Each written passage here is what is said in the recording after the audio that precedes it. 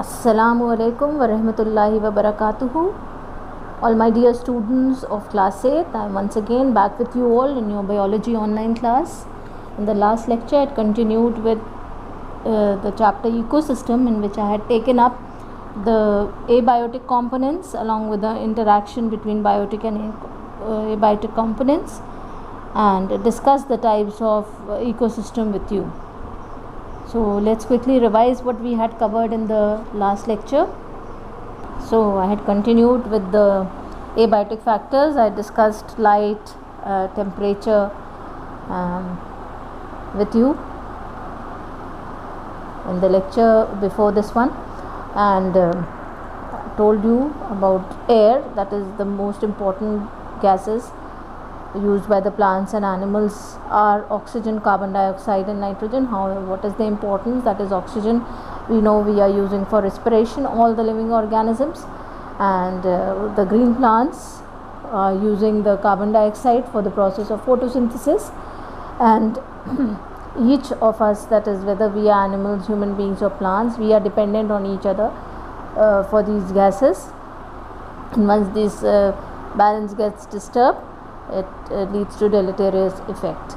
Then nitrogen we know is required by the plants for the growth. So that is, whatever nitrogen is present in the air, it is converted into nitrates by the microorganisms which are present in the soil, and these soils are taken in by the plants. These nitrates are taken in by the plants, which are used for the synthesis of protein inside the plant, that is which is helpful for the growth and development. Then wind, that is helps in the dispersal of pollen grains, and it also helps in the dispersal of seeds like madar and hiptech which have adaptation for flying in the air, whether in the form of tuft of hair or in the form of dry scaly wings. Then what else? The air also helps in regulating the temperature on earth, and it serves as a medium of light for birds and insects. Then next abiotic factor that we had discussed was soil, that plants cannot survive without soil, and whatever minerals and water that they need, they get from the soil only.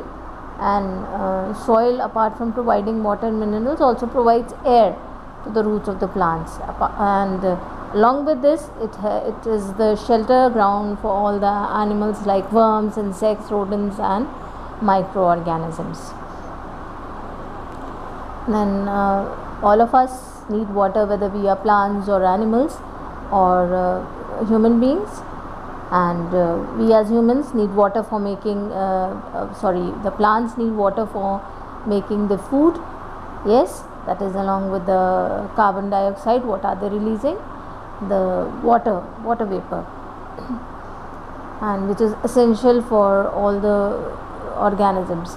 And they also need water for the germination. That is, what is germination? That is the development of seedling from a seed and transport of prepared food from the leaves to all the other plants, which I have told you. Whatever minerals are absorbed by the roots of the plant, they are carried in solution form, that is, they are mixed with the water, and that is called as the sap.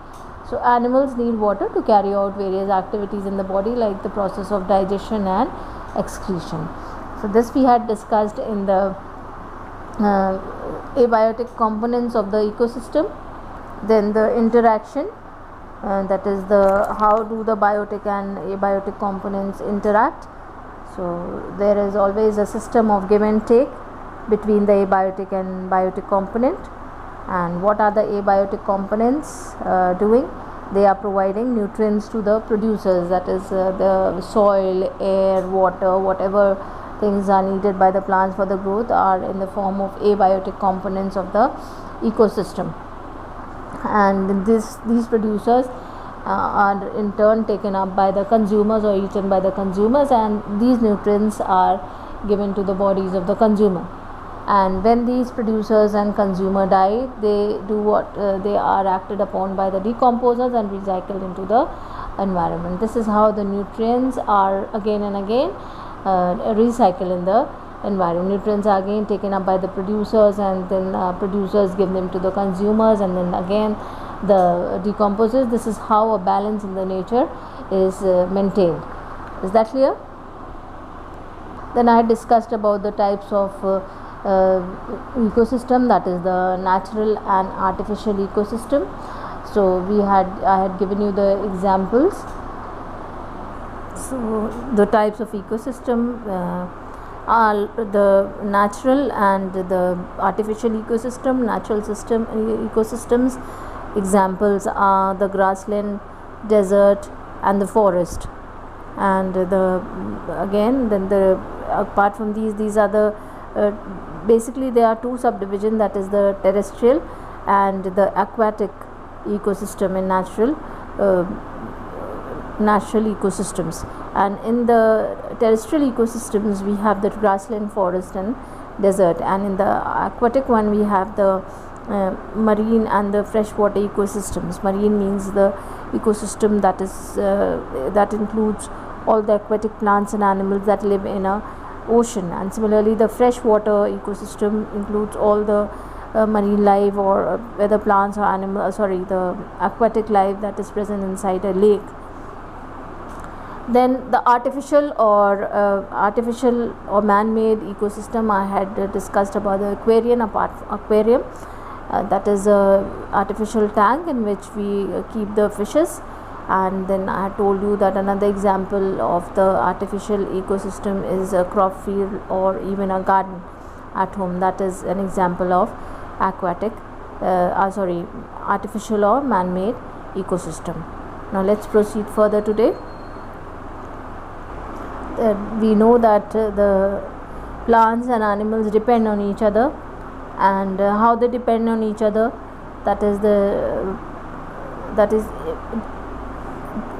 we will study points under the dependence of plants on animals, and again the dependence of animals on plants. So each one of them, that is whether plant or animals, are interdependent, that is because they depend on each other for their basic survival needs, like for food, for protection, or shelter, and for propagation. Is that clear? And what do plants provide? They provide food for animals and humans. Who cannot make their own food like plants do. Is that clear? So we will discuss about how the animals are dependent on plant. We know that how plants depend on animals, that is animals produce carbon dioxide during respiration, and which is released in the atmosphere. We all give out carbon dioxide, and same with the other animals. And how do the plants use this carbon dioxide? They use it for preparing the food. And so a number of insects, birds, and bats also help in pollination in plants, and that is how it get pollinated. And then some animals help in the dispersal of fruits and seeds. So animals are also dependent on plants, and they directly or indirectly depend on plants for food, whether they are in the form of vegetarian or non-vegetarian. We all depend on plant for foods. And whatever oxygen is given out during photosynthesis, that is used by the or animals or human beings for respiration, and it also acts as a habitat for animals dwelling on the trees. So I told you how the animals are dependent on plant, that is directly or indirectly animals are dependent on plants for their food. And tall trees give shelter to various animals like birds, and birds are doing what? They make their nest on branches of trees, and animals like monkeys and apes live on the trees. Then plants produce oxygen during photosynthesis, and it is utilized by animals for respiration. Is that clear? They breathe in oxygen, and the process of respiration takes place. So dependence of plants on animals, how does that happen? I have shown it to you just now. Animals produce carbon dioxide. Whatever carbon dioxide that is produced by animals during respiration, that is in turn used by the plants for photosynthesis. And some animals also help pollinate flowers, like butterflies, honeybees, birds, and bats. And what pollination means to transfer the pollen grains from the anther to the stigma of a flower. Is it clear? And some animals help in the dispersal of fruits, that is scattering of fruits and seeds over large areas. And whatever animal excreta, that is the waste, is there, and the dead bodies get decomposed and convert to humus in the soil. And the humus acts as a manure and provides nutrients for the growth of the plants. Is that clear? Then there are various types of interdependence. Living organisms are interdependent in many ways. For one example, first is symbiosis.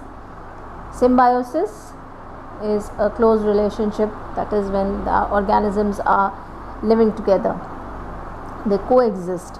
That is, it is a relationship between two organisms in which both organisms get mutual benefits.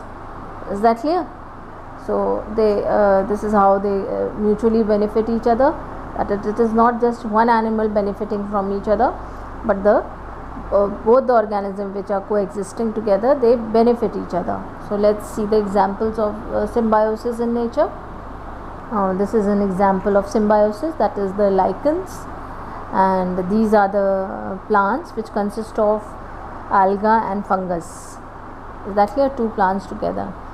And what does the alga do? Because it is green in color. This is the picture of a lichen, and this plant, it contains both the things. So this is a relationship in which both the alga and fungus are present. Alga being green, it provides food to the fungus. And what does the fungus do? The fungus provides protection, water and minerals to the alga. So both are benefiting each other, they live together and they benefit each other as a single plant. So the fungus species attaches to the log, rock or brick wall and absorb nutrients from the environment. And the algae in its turn uses the nutrients absorbed by the fungus and the carbon dioxide produced to photosynthesize. So, or in simple terms, you can see or say what the fungus is doing. It is providing protection, water and minerals to the alga. What is the alga doing? It is carrying out the process of photosynthesis, that is it provides food to the fungus. Another example is Rhizobium bacteria in leguminous plant. Now what happens is, a bacteria called Rhizobium, which has what is its characteristic, that it can take atmospheric nitrogen and convert it into soluble form, that is the nitrate form. You have studied about radicals in chemistry. So NO3 minus, that is the nitrate form of nitrogen, is absorbed by the plants for the growth and development. So Rhizobium cannot make its own food, so it lives in the roots of gram. Is that clear? You can see this is the root of the gram plant. So Rhizobium bacteria live in the root nodules. Where do they live? They live in the root nodule. Nodules are what? You can see these swellings, rounded structures. These are known as the root nodules of leguminous plants. So what are leguminous plants? Plants like peas, moong, beans and other basically the best example is the peas, moong and beans. And the characteristic, they have these rounded nodules, that is the globular thickening of the root. You can see in the form of the projections over here. Apart from the normal roots, you can see them in the form of the nodules or the rounded structure that is protruding out separately, and they take in atmospheric nitrogen and convert it into nitrates. Now what is present? Why do these swell up? The bacteria, that is the Rhizobium, are present in these nodules. The bacteria called Rhizobium are present in these nodules. And what do these bacteria do? They convert the atmospheric nitrogen and into nitrate, and this nitrogen, instead of taking what how are the normal plants taking it? Non-leguminous plant, they are taking it from the soil, but here the plants have no roots, which have bacteria in them and which convert the nitrogen directly from the atmosphere into nitrates and make it available to the plant.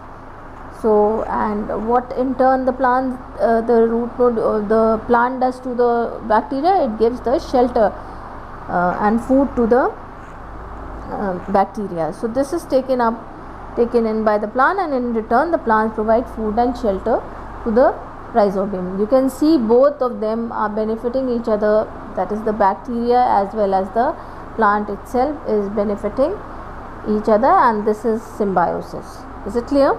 Where two organisms live together and in which both the organisms get mutual benefit. Now another type of interaction or interdependence is parasitism. What is a parasite? Yes, the organism gets the benefit is called the parasite. When two organisms are staying together, but one organism is benefiting, is harming the other, and it is drawing out the benefit from where it is living, but it is harming in turn the substance or the organism on which it is living. That is called parasitism. So parasitism is the relationship between two organisms, wherein one organism, the parasite, thrives at the cost of the other, the host. So it is a type of interaction in which an organism gets benefit from the other organism in the form of food or shelter and provides nothing in fact to the organism in which it is living. So the organism that gets the benefit is called the parasite, and the organism from which benefit is derived is called the host. A very common or simple example, you have the mosquito. Not the mosquito, but the head louse. What is the head louse doing? It is getting the nutrition and shelter both from man or on whatever animal skin, like other animals on which these louse can exist, like monkeys or rabbits. These can even exist on their skin. What are they doing? They are getting the nutrition, they are sucking the blood, and are getting a place to live also. But the organism on which they are living, whether it is man's head or the skin of animals, they are not providing any benefit to them. So the organism that gets the benefit, for example the head louse, is called as the parasite, and the organism from which benefit is derived is called the host, for example the animal or man. Is it clear? Another example is the parasite or parasitism is tapeworm living in the intestine of humans. So tapeworm, you can see this in the form of the white worm. This all you can see. This is the tapeworm. This is called as the parasite. This is the parasite, and the human is called the host. This is the head of the parasite that is shown individually. Is that clear? So what do the tapeworms do? They live in the intestine of humans and they eat all the food that is present, and the person in whose intestine this tapeworm is living, they start getting weak and anemic, just because the food, whatever food that person is having, is taken by these tapeworms, and it can be very dangerous at times. People who consume pork are more susceptible to this type of infection or the tapeworm getting inside. Pork means the meat of the pig, because pig can be infected with the tapeworm eggs. Is that clear? At places you must have seen that cuscuta, that is amar bale, which is a non-green plant. You can see the stem of these non-green plants separately. You can make out the thread-like structure which is twining around the main stem. Is that clear?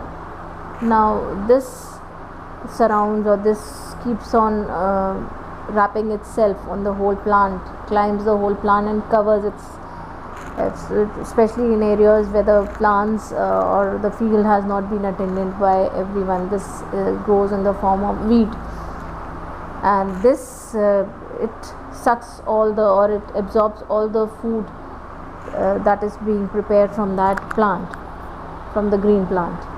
So you can see this wrapping up, and this keeps on surrounding, and it covers the whole area in which develops, which it grows. Exactly, and it absorbs all the food that has been prepared by that green plant, and that food no longer is available to that green plant. But this cuscuta, which is a non-green plant, you can see this in the form of the stem which is twining, absorbs it.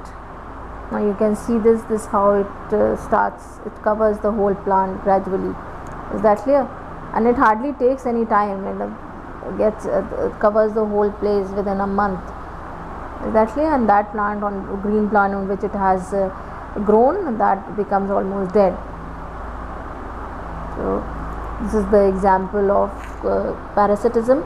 Another type of interdependence, we have predation.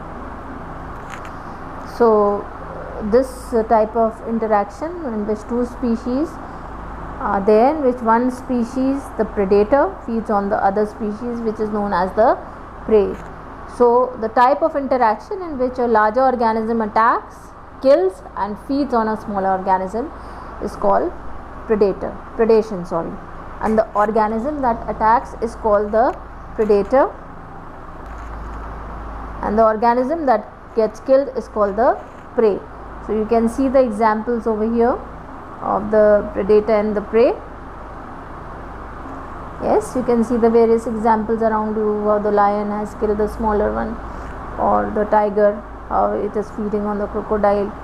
And similarly for the other example, the birds, what are they doing, what are they preying on. These are examples of predation. Now we all know by now that the sun is the ultimate source of energy on the earth. So, and this energy we know is called as the solar energy. Whatever energy we are getting from the sun is the solar energy, and this energy is used by the plants for their survival, that is for plants as well as for the human beings and other animals. Is that clear? And green plants are using them or trapping them along with the chlorophyll present in them for their manufacture of food. Is that clear? And the animals, they cannot utilize the solar energy directly, only the green plants can utilize it for preparing the food. And in turn, they use this energy from the animals, use this energy from the from the plants. They feed upon these plants. So whether they are herbivores or carnivores, they directly or indirectly depend on plants for their food.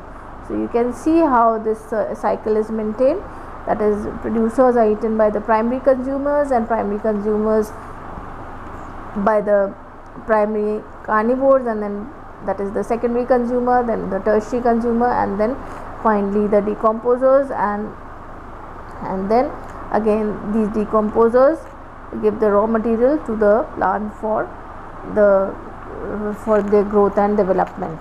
Is that clear? So this is how the flow of energy is maintained in the ecosystem. So next is food chain. Now this is a series of organisms linked together by the process of eating, and being eaten for food is called a food chain.